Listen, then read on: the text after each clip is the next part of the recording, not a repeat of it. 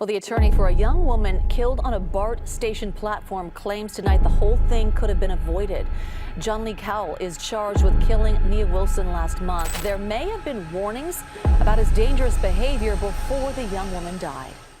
They say there is safety in numbers, and the things of the dark are supposed to be afraid of the light. So, what happens when that safety fails? What happens when a life is taken in the light? Nia Wilson and her sisters weren't walking down a dark alley when the unthinkable happened.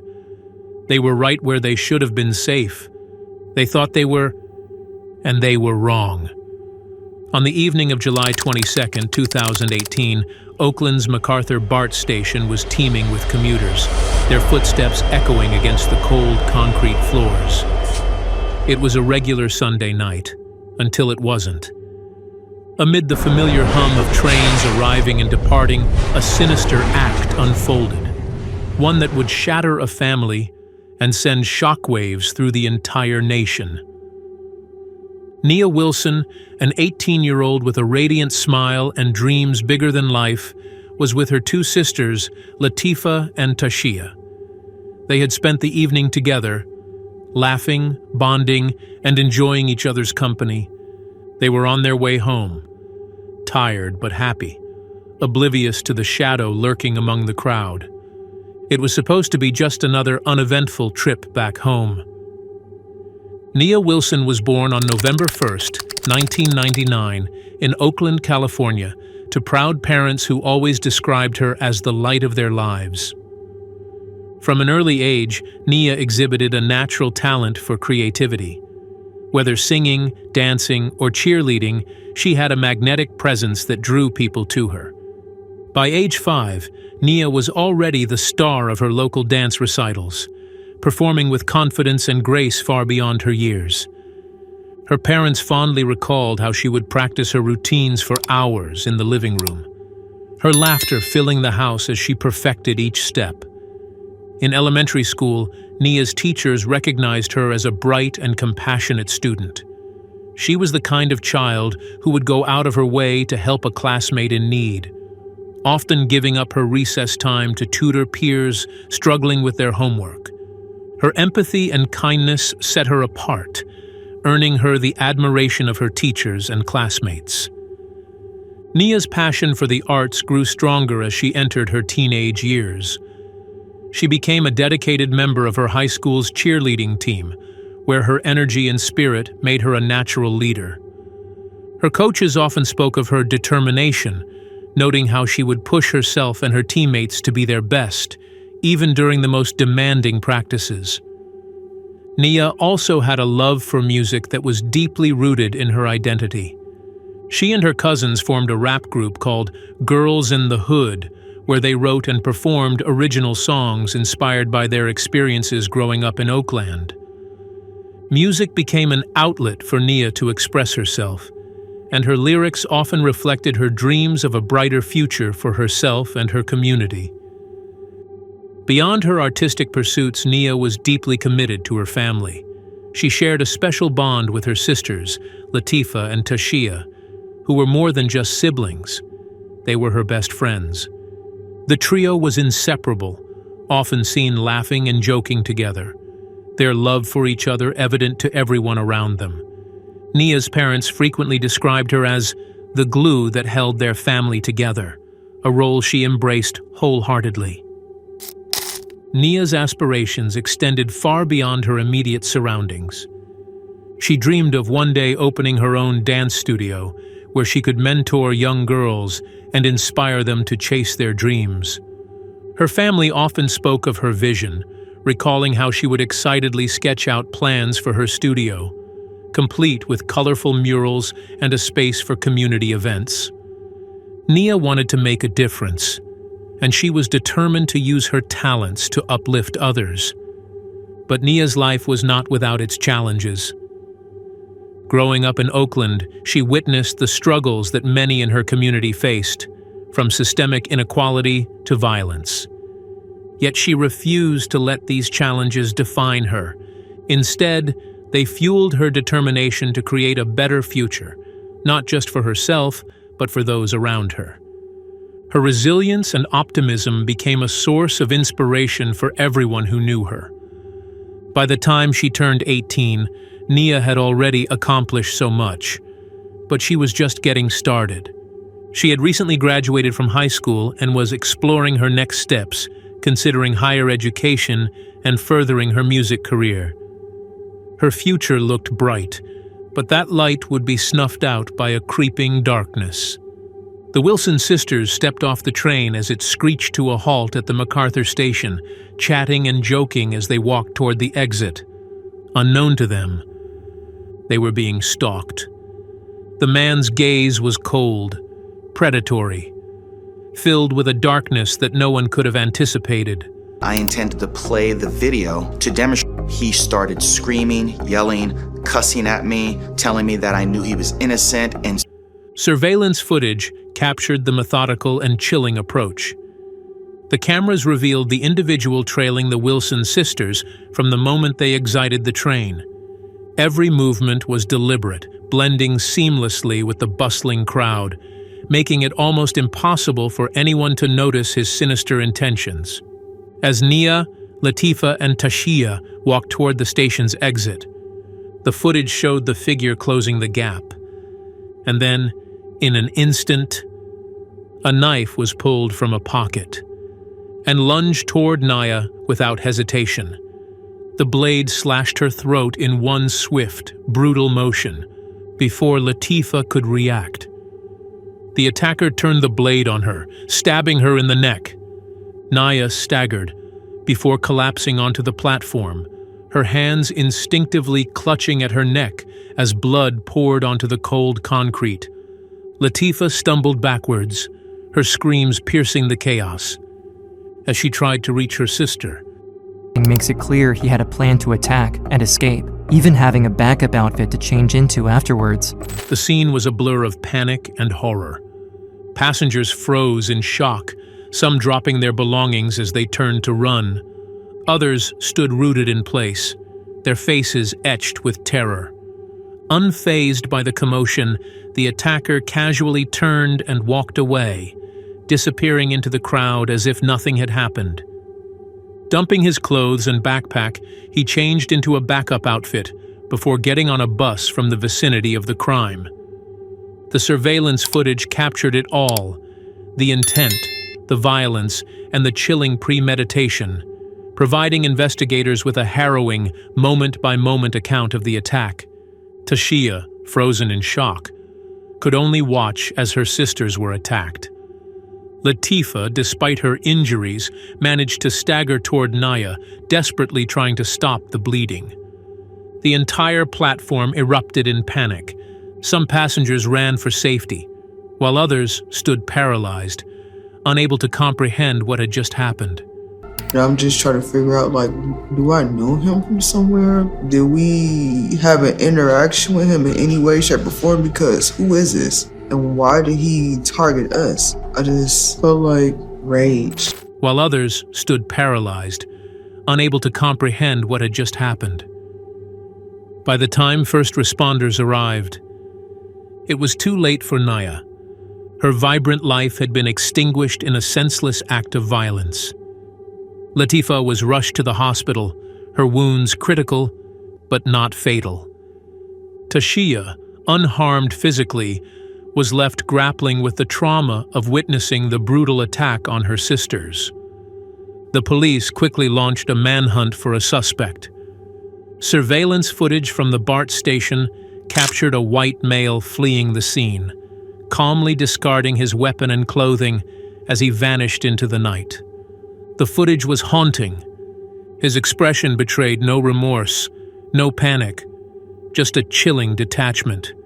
He was later identified as John Lee Cowell, a 27-year-old man with a troubled past. The public was outraged. How could someone commit such a heinous act in broad daylight, in a crowded station? Was this a random act of violence, or was something more sinister? As news of the attack spread, so did speculation. Many questioned whether the attack was racially motivated, given that Cowell was a white man and Nia Wilson was a young black woman. While investigators initially explored this angle, they found no concrete evidence to classify the crime as a hate crime. Still, the implications of race and violence could not be ignored. Cowell's face was plastered across news channels and social media platforms. Tips poured in from concerned citizens, but the suspect remained elusive. Meanwhile, the Wilson family's grief was met with an outpouring of support from the community. Vigils were held in Nia's honor, and her name became a rallying cry for justice and accountability. 24 hours after the attack, a passenger on a BART train heading toward Pleasant Hill recognized Cowell. The passenger discreetly alerted authorities, and Cowell was arrested without incident. During the arrest, he was eerily calm, almost as if he had expected it.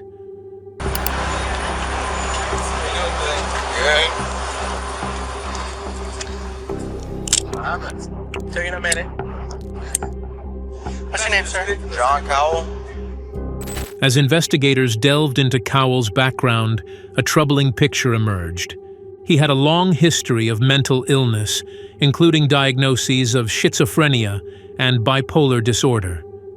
He also had a criminal record, with prior convictions for assault and robbery. Cowell had been released from prison just 2 months before the attack. Despite his documented history of violence and mental instability, he had been left to navigate life without adequate support or supervision. During interrogations, Cowell offered no apparent motive for the attack. He spoke incoherently at times, claiming he had been targeted by imaginary forces and needed to defend himself. His statements were a jumbled mix of paranoia and delusion, leaving investigators frustrated and disturbed. Was this a calculated act of evil, or the tragic consequence of a broken mental health system? The answer wasn't clear, and that ambiguity only deepened the public's anger. When Cowell's case went to trial, his defense team argued that he was not guilty because of insanity. They presented evidence of his mental illness, pointing to his history of psychotic episodes and paranoid delusions. The prosecution, however, painted a different picture. They argued that Cowell's actions were deliberate and premeditated, pointing to the fact that he had concealed the weapon and fled the scene. The trial was emotionally charged, with Nia Wilson's family and supporters filling the courtroom each day. Latifa, still recovering from her injuries, delivered a powerful testimony about the night of the attack. Her words were raw, unfiltered, and heartbreaking. I held my sister in my arms. As she took her last breath, she said, her voice trembling. I will never forget the look in her eyes. She didn't deserve this. No one does. The jury deliberated for several days before reaching a verdict. On February 19, 2020, John Lee Cowell was found guilty of first-degree murder and assault with a deadly weapon. The additional charge of lying in wait, which suggested premeditation, ensured that Cowell faced the maximum penalty. In July 2020, he was sentenced to life in prison without the possibility of parole. While the conviction brought a sense of closure to some, it did little to heal the deep wounds left by Nia's death. Her family's grief was immeasurable. She had so much life ahead of her, said her father. She wanted to make a difference in this world. Now we have to carry her legacy forward. At her funeral, hundreds of people showed up to pay their respects. It was an emotional scene as she was buried in a white and gold casket, doves released in her honor. The family had a lot to say. Yeah, my snuggle bunny. Words can't express how much I'm going to miss you. I remember the day I told your mom to keep you, and the day your grandma told your mom to name you Nia. Grandma named us both. And since you were a little girl, I always felt like I finally had someone that I seen a part of me in.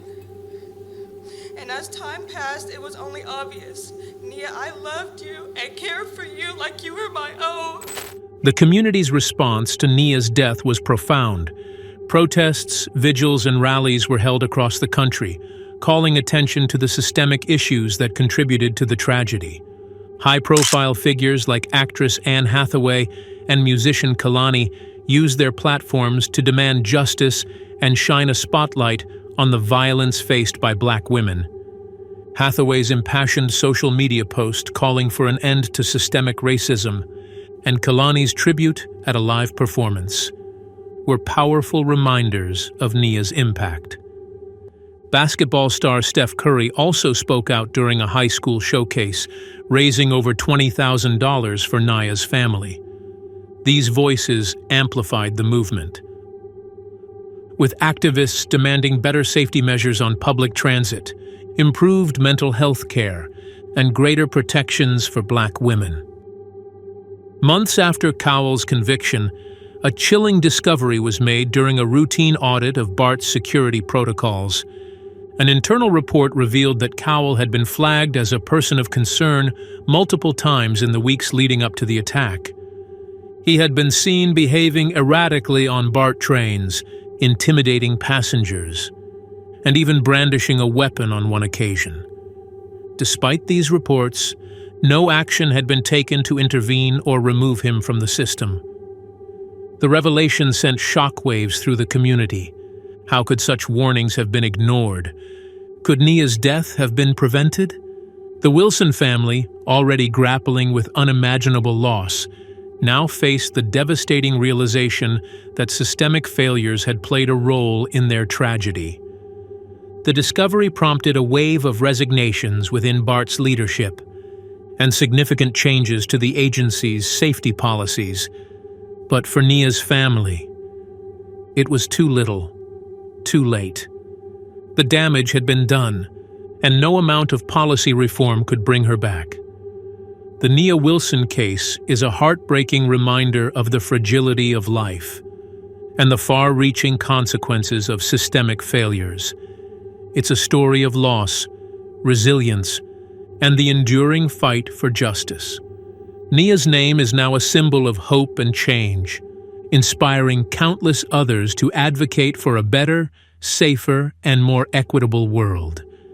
As we remember Nia, let her story serve as a call to action. Let it remind us that we all have a role in creating a society where such tragedies are not just prevented, but unthinkable.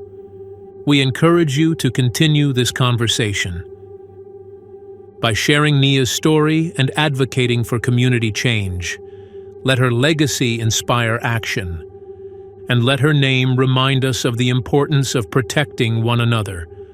If you found this story meaningful, please like, share, and subscribe to our channel for more in-depth true crime stories. Until next time, stay safe, take care of one another, and remember, justice matters.